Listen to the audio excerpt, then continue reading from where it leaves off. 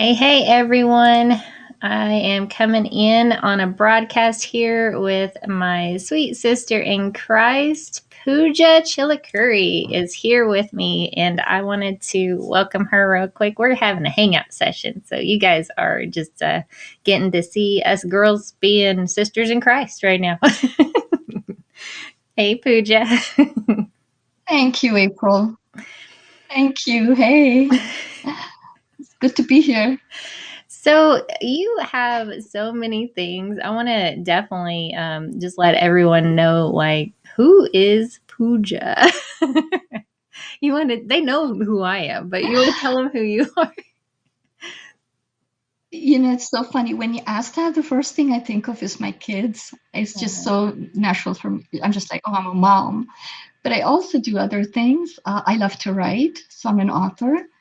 And God put in my heart 8 years ago, I wanted to be in the field of health and wellness because healing has been such a part of my life story. And I just kind of want to bring that in some form and shape into the world. So, being a nutritional therapy practitioner and a health coach and a wellness educator has allowed me to do that.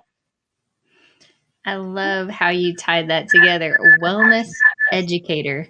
It's just like that. That in and of itself like encompasses so much. It's not just about our body. I mean, it's not just about our minds. It's not just about emotions in our heart. It's the whole thing. So, Yes, absolutely. what is your definition of wellness? Just so the audience knows what we're talking about. Oh, yes. I think, April, for me, how I define it is it when I feel that different aspects of my life are balanced and I feel happy and content within, um, that's what begins to take shape for me. That's the word wellness. When I think of the word wellness, that's what comes into mind, like thriving. I think of a flower that's blooming and it's getting all the sunshine and the water and the fertilizer. It's getting everything it needs. And then it just blooms and gives out this fragrance, right? Like, that's the image that popped in my head when you asked that question. And I think our lives are, you know, something we have to nurture. And so it begins with mind, body, spirit. It's true. Wow. We're talking about gardening. That's awesome. I mean, this is the summertime. This is a perfect time to be talking about gardening. Yes. So you're over in North Carolina. What in the world do you guys got going on over there? Because we have humidity here in Oklahoma, and it's nice and warm, but it's starting to feel like sticky in the air in some of the days, and so I'm just like, what's North Carolina like? It's not that much different, April. We're hot today, and it's definitely going to get stickier as the summer progresses. So, So do you guys have like a lot of moisture that comes in on the ocean and stuff coming? You guys are so close. I'm in the middle of land. yes. Oh, yes.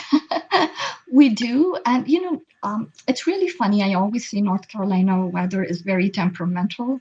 You could be summer one day and spring the next day and winter another day, like all within the same week or same month, even.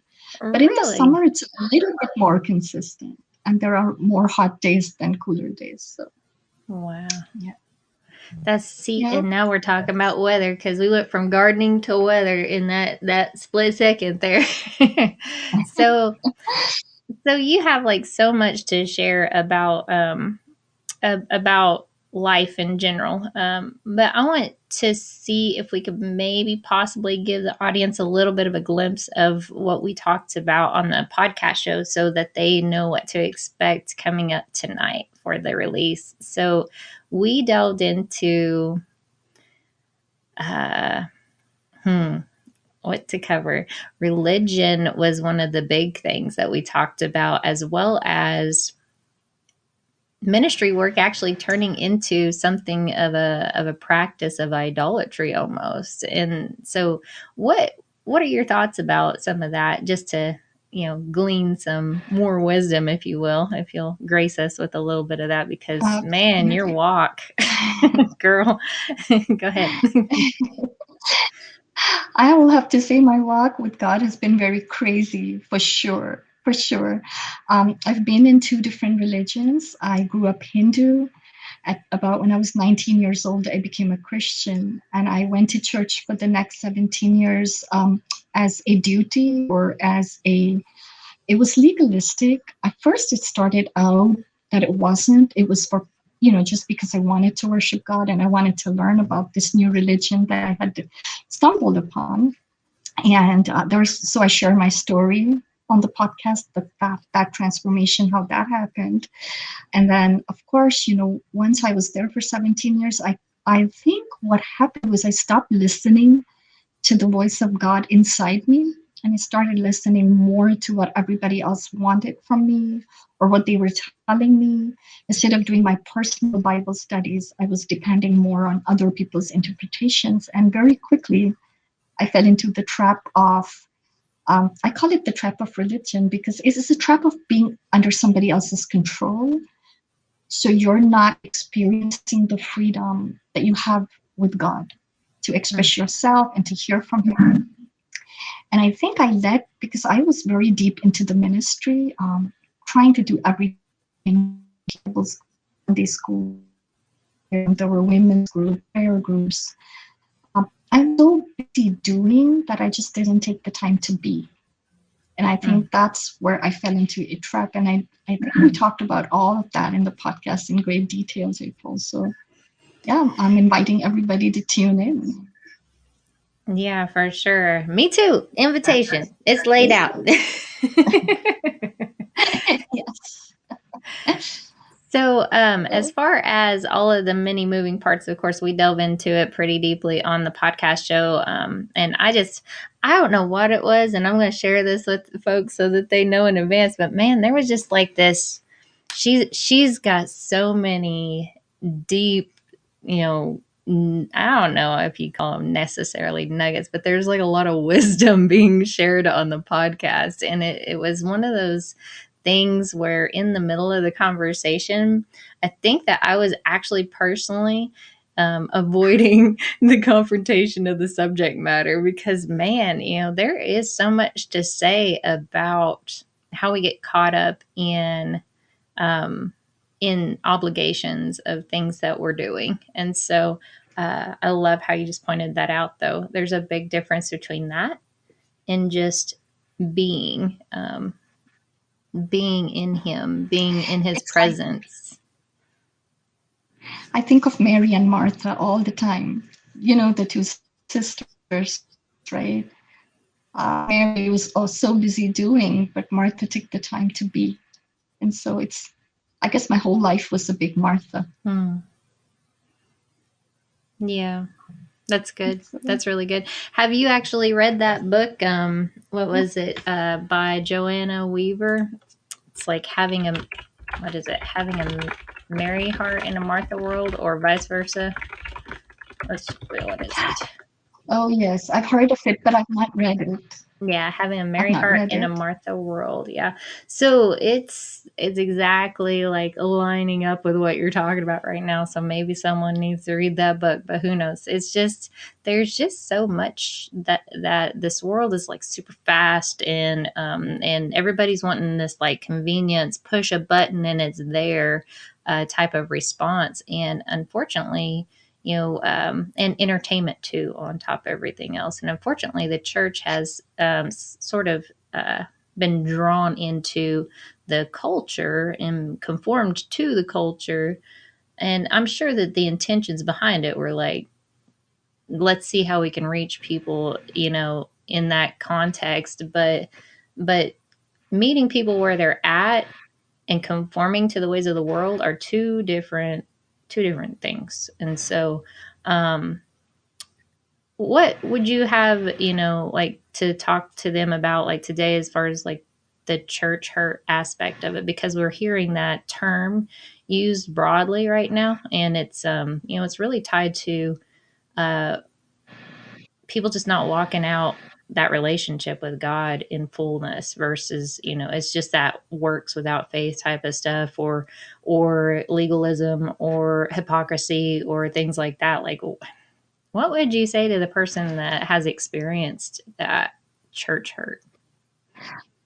Absolutely, April. I think church hurt comes from two places. One is our interpersonal relationships. And for that, I just have to say that it took some time for me to work through the forgiveness aspect of it. It was good for my own healing and to understand that we're all different, and sometimes people don't mean to hurt you, but it's just that we're so different from each other. It's like, even though we're speaking English, it's like somebody else is speaking German and you're speaking French and you're trying to, get along and have a conversation, and you end up rubbing each other the wrong way. So sometimes hurt comes from that. And that's more of a personal work where we have to work with ourselves, for the forgiveness aspect, making better boundaries, learning to communicate, But the second hurt that can come from church, which is far more, I believe it's far more damaging and far more deep, is from God. God, the whole thing about God Himself. Because distorted images of God, if you have leaders that believe in a God who's very demanding, very controlling, and very legalistic, and you're constantly watching your back, wondering if God is going to strike you when you do this or that, that is dangerous, in my opinion. It can hurt your soul and your spirit. And you get disconnected from the very source of love that created you. So that is a deeper wound. And I think that for some people can take a lifetime. And even after 10 years, I have to confess, April, that yes, I feel like I've come very far, but there are days when I have worked through that as well. And so those who've experienced church hurt in that aspect, where it's God, it's the very word God that triggers PTSD for them, I really say to them, please get help.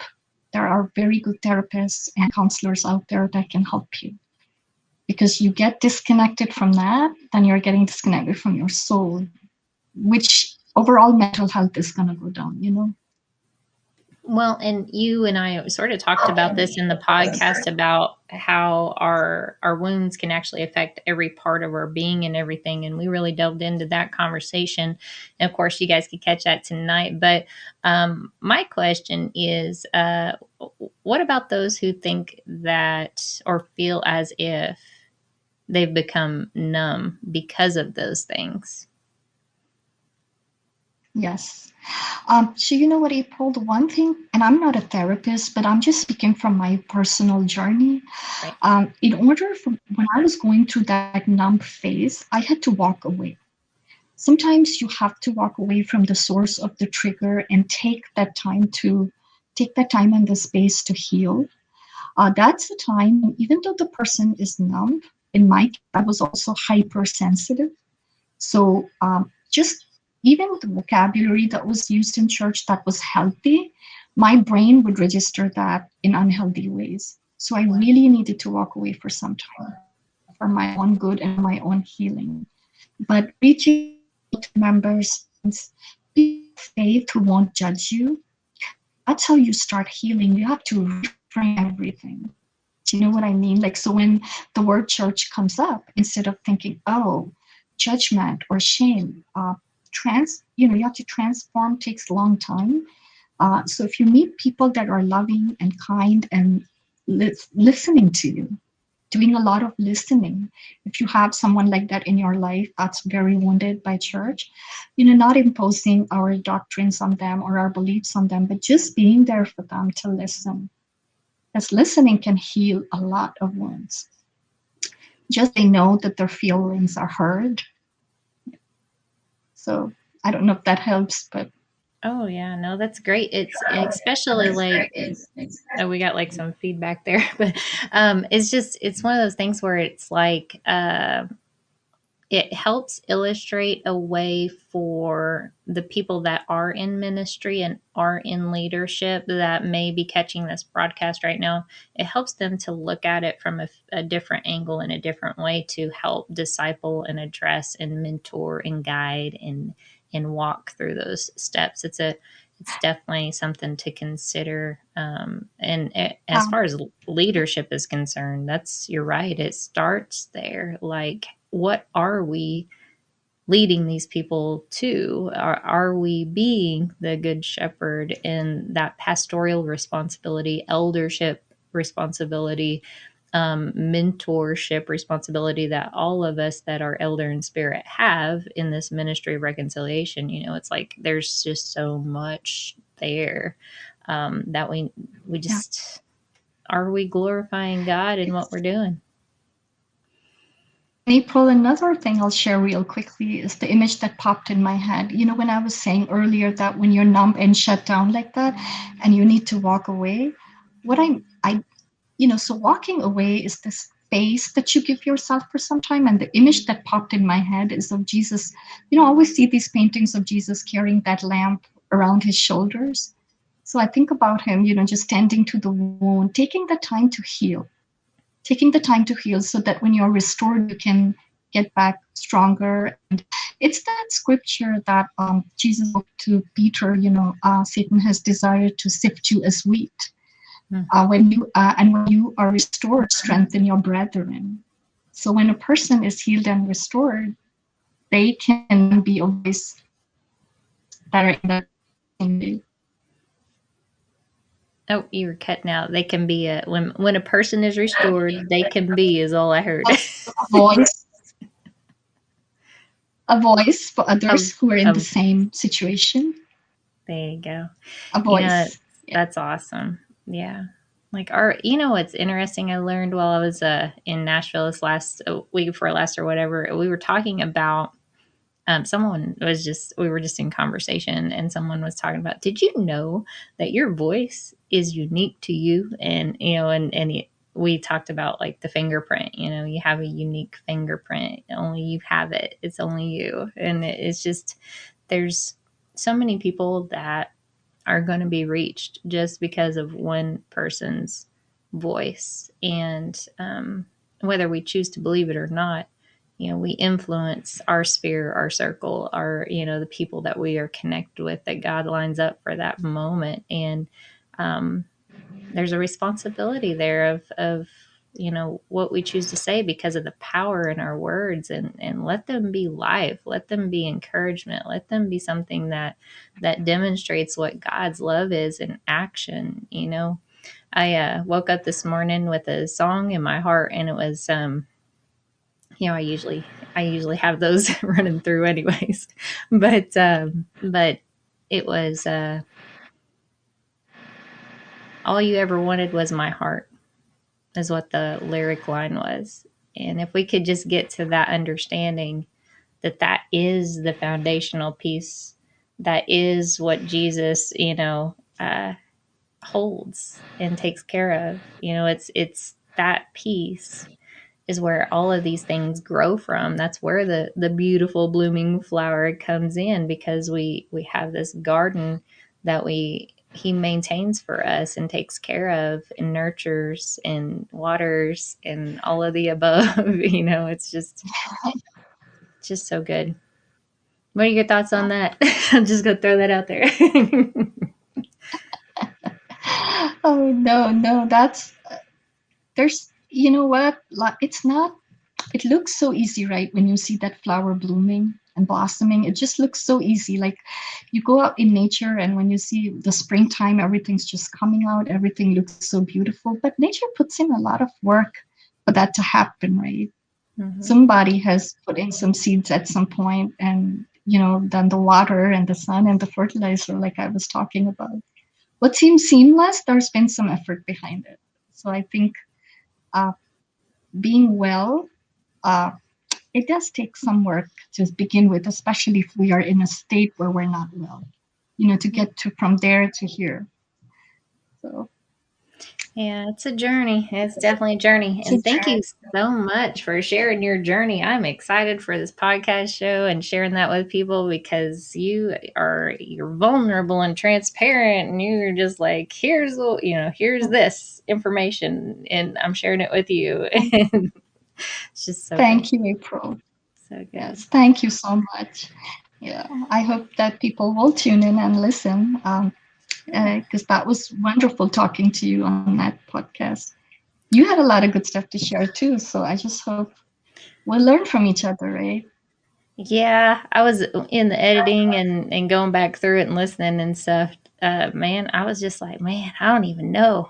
I can't even hold a candle. I was, slightly comparing a little bit, but I was like a kid in a candy store is what I felt like to talk and visit with you. But it was just that, my heart and spirit recognized your heart and spirit, and since day one, since we've met, and there was just this sweet gentleness about you, in the spirit. And I'm sitting here like, man, I don't know, I guess I was just excited, like bubbling over Thank when you, I April. was I like, felt the the Holy same way. Spirit's fixing to move. It was that kind of thing. Yeah, absolutely. But well, Latasha is jumping on here and she says it's hot in Oklahoma. Girl, yes, I know. I know. It is hot.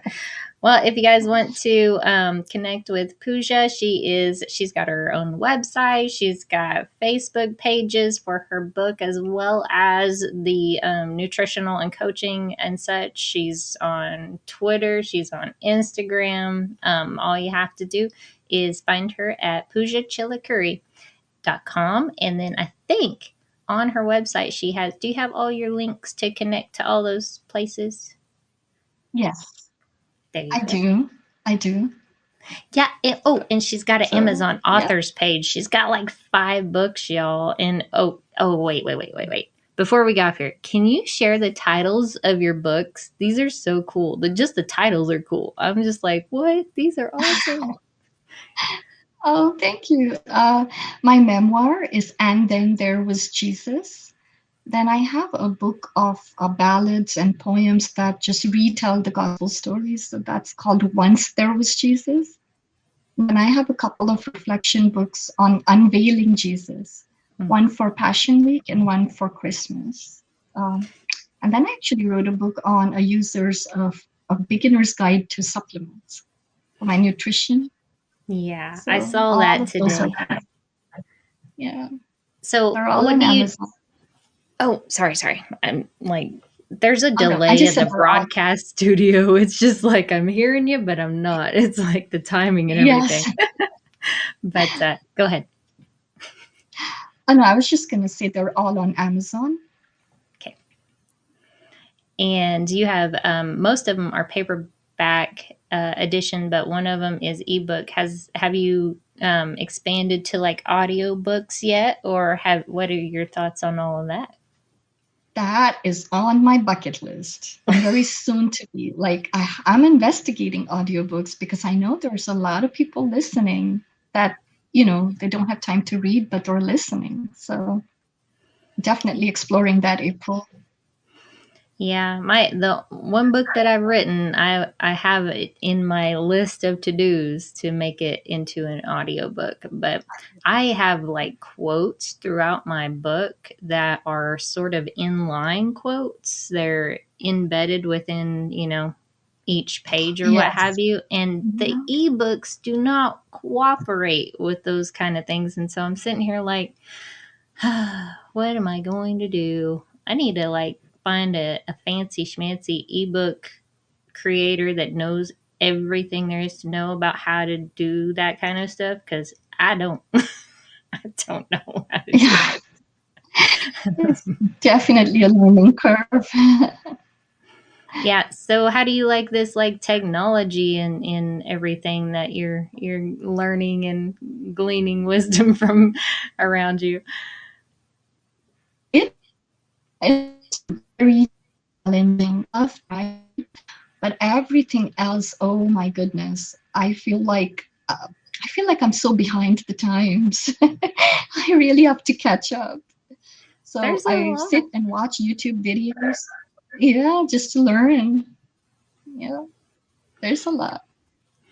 See, I think So you and I have like a connection of a delay time issue. I'm surprised that we were actually on this particular technology interface, like able to communicate as we have without overlapping each other because I think there's like this slight delay that's going on when I say something and then you're hearing. It's just like, what is going on? Yes. Yes. I can sense the delay. Yeah. So, all right, last final thoughts for today on this hangout session. What's like I don't know, something cool for people to like think about, meditate on in their wellness today? I always tell people there's only one you, and you only have, it's actually somebody else's quote, but I'm just rephrasing it, and one place to live, that is inside your body. And you are not your body. So take care of your soul, your spirit, your body. Take care of you. You're the most important resource you have. You're the one that has to show up for your life every day. So Mm. be good to yourself, be kind to yourself. Yeah. Have compassion on yourself, just like you would for someone else. That's, yeah, that's what I want to say. I'm just letting that sink in right now. It's like there's I usually just, say be gentle to yourself, be kind, and it's okay. It's a journey. There's just these steps that, have to come, but they don't have to be rushed, and just take it a step at a time. It's the same. There's just so much wisdom there, sis. It's just a lot, you are a valuable resource. Yes, the most important one for your life. Love it. Okay. Well, thank you so much for being here today, sis. And thank you for this hangout session. And you guys can check on any podcast streaming platform or on the YouTube channel if you want to catch the video and catch me tearing up and needing a Kleenex during the episode. The episode didn't even start, man. Didn't even start, and she had me in tears. It was just so good. So, yeah, I just encourage you guys to check on that, subscribe to the YouTube channel, go connect with Pooja's stuff, all of her stuff, get connected. She has this private group that she does that's for her podcast that she does, Be Made Whole, and you can find that Yes. literally under groups at Be Made Whole. That's it on Facebook. So y'all are just, man, there's so many things out there that this life throws at us, and if we could just connect with people that can just pour into us like Pooja does, and have all of that in our circle, life would be just so much better. There's just so much, beauty and love in operation when we connect to people in the body. So I just encourage you guys to find those resources so that your resource of you can be made whole. There you go. There you go. All right, sis. Thank you so much. God bless you guys.